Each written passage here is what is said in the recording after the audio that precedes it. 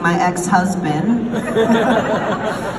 And she came up, I remember she told me the story of where this was gonna go, and my love child and Gene Schnitsky, and it wasn't his fault, in the boiler room, and I have to protect my boyfriend, and he can't fight my husband because we're on a show about fighting, so I have to protect, like, and I was like looking around for the cameras or like waiting to laugh, and then she's just like,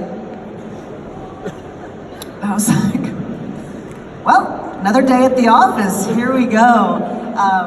In it was like, it's always, you look at things after with different memories. Looking back, it's hilarious, and I love talking about that story. In it, I was like, oh my God, I'm supposed to be the baby face, I'm pregnant with this spawn, and I hate him, but I love the seed inside me, but then it's gonna get squashed by genes. Like, I was just like, what is happening here? But come on, only in the WWE, right? It's hilarious, and it was great, and now I can fully appreciate it. So there's a lovely bit of bling on that thing that is blinding me every time it hits the light. Only it's not. They have to make sure they're cheap enough so that the wrestlers don't sell them on eBay if they get hard ups. But what was it like when you got the call to tell you were being inducted? So our circus life, there's no off seasons. You are all in if you're gonna be successful.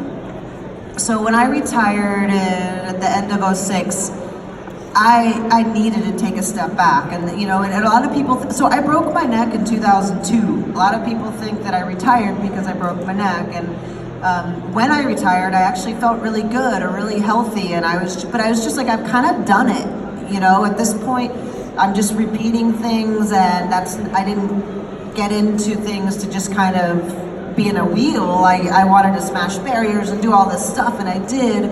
But doing that, it takes all of your focus, all your concentration. I had missed most of my friends getting married and having children, and you know, a lot of family stuff. So it was just time. It was time for me to back off. And in doing that, you kind of have to figure out where your new daily life lies. And I did, and I was spending a bunch of time down in Central America, and I was surfing, and I was not being Lita. I was just, you know, on this new adventure. And so the office is very, if they text you or call you, like 5 minutes is 4.5 minutes too long to respond. They're just used to everything happening right then and there. And so when I'm down there, I would, you know, set my phone. I wouldn't take it with me. I'd be out in the water. I'm surfing. I'm you know, walking around doing whatever. And so I got home, and I saw there was a message from WWE. It was later. I was like, okay, well, whatever. I'll deal with it later. Then Stephanie called, and she's like, the office has been trying to get in touch with you. I'm like, for 12 whole hours. And so they told me, and it was cool, but I was like, oh, I wasn't thinking. I wonder who's going to be inducted this year. This is about the time they start to release the names, right? Like it wasn't on my radar. And so it was more just like, oh, it was like an Easter egg, right? Like I wasn't expecting it, I wasn't thinking about it. And the whole week, it was awesome. Like I was able to enjoy myself. There's no stress. I'd already done the work. This was just about coming and saying thank you and being like, wow, I did some cool stuff. You don't get to even think about that because you've got the show the next morning, or you've got to get to bed because you have early media or something like that. So I hadn't really reflected on my career until then, and so it meant more than I thought it did when I got the call. Because when I got the call, I was like, yeah, that's cool. There's a swell coming in. I got to run out and go surf, you know. And then, but after, by the time I got there, I was like, wow, this is pretty cool. Okay, all right. Like, don't be too cool. Like, this is really great. Enjoy it and soak it up. And I did. And after that, of course, at WrestleMania 32, you got to unveil the new women's belt. What did that feel like because of the return to the Divas belt and then going back to the women's belt. Did that feel like almost like a leap forward that they got rid of the Divas moniker? Again, I think that was just a rung on the ladder of the evolution, because the women had already been kicking ass. They had already been starting to get a little more time on the show, and that was just like a symbol. I remember when I retired, I took a kind of a hiatus from watching and clicked back on, and I was like, what? Why is the belt pink? I don't understand what's happening here, you know? And so I kind of was checked out during that time. And then when I saw the belt, combined with how little time the women were getting on the show, it was nice to be like, all right, like next chapter, that was where we are officially putting the pink belt chapter to bed with this new title. And so to be able to be the one to do that, at that time I was full-time producing all of those women, so it was really nice to be like, all right, I got you girls, let's take this title and give it the respect that it deserves. And I know they can, and they have, and they do, and they'll continue to, you know. And you say you're full-time producing these women, and of course you were commentating on the Mae Young Classic. Which of those competitors in the Mae Young Classic, pick 3, that are going to be the next Becky Lynch?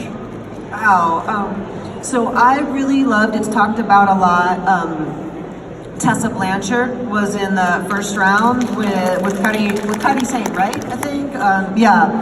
And so, and I know what that match was meant to do. It was meant to go, wait, both of these women should be towards the end, and one of them isn't, like, to really keep you glued on that first round.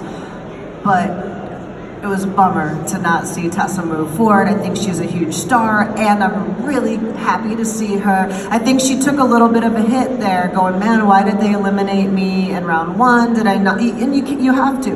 Like, sure, we have writers, it's a television show, but these things still mess with your head, and I think it was nice to see her kind of maybe take a moment, regroup, and WWE is not the only way to pursue your passion and to make a living and doing what you love, and I love to see her coming into her own and figuring herself out there. She's a star for sure.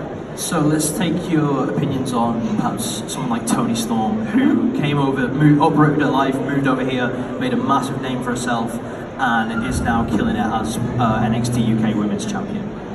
So a lot of those women we didn't know a ton before the Classic, and so we had these interviews with them to just kind of get to know them on a personal level. Sure, I can see the moves and say what they are, but that doesn't, you know, connect me to that person.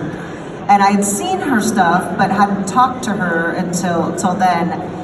And what I loved about her is she reminded me of me in this way, that when I went down to Mexico and I was, you know, kind of carving my path, I always joke that there was like pianos falling behind my head and like robbers like going to pull money out of my pocket and then tripping on the sidewalk, and I'm just like skipping, being like, I'm gonna be a wrestler, I'm down here in Mexico City, you know, just like kid power, right? And so she kind of has this where she was just like, oh, it's in Japan, and then I did this, and then I did that, you know, and I'm like, do you know how badass you are? And she's just like, oh, well, I don't know, like, whatever, you know, she's just like, she doesn't even know that she can't be stopped, right? Like, it's that was really, I love seeing that energy, and it's just like, you don't even know how rad you are.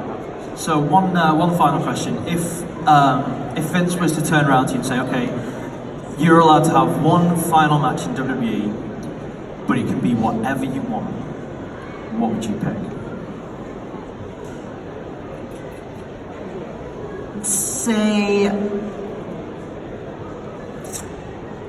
I'd say a 4 corners match. I don't want the title involved. I just want it for the match. It's just one match. And of course, I would like to go in thinking I'm gonna win. And if I do, and there's a title involved, that means I have to have other last matches. So, 4 corners match, nothing on the line except the love of wrestling, with me, Charlotte Flair, Becky Lynch, and Trish Stratus. Now that's one hell of a match right now. Ladies and gentlemen, please raise the roof one more time for Hall of Famer Lita!